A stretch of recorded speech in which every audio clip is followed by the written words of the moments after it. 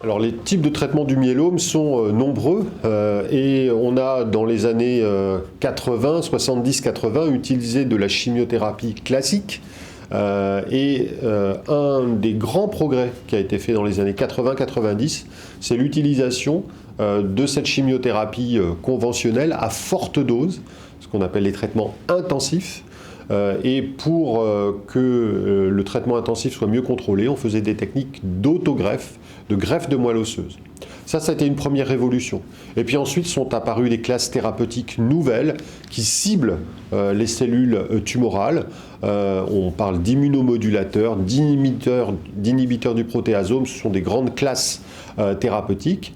Et puis, dans les 10 dernières années, on a commencé à développer les anticorps.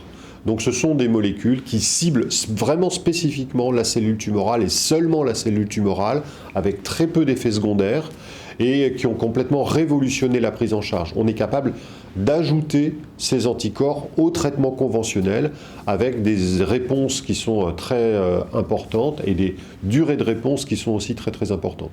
Et puis actuellement, tout le champ de recherche, c'est l'immunothérapie avec des cellules modifiées ou des anticorps encore plus efficaces. Les cellules modifiées, c'est les CAR-T, les propres lymphocytes du malade qu'on va booster pour reconnaître les cellules anormales, et puis les anticorps qui deviennent complexes, qui sont capables de, eux aussi, cibler spécifiquement la cellule tumorale et même de booster en même temps la propre immunité du malade.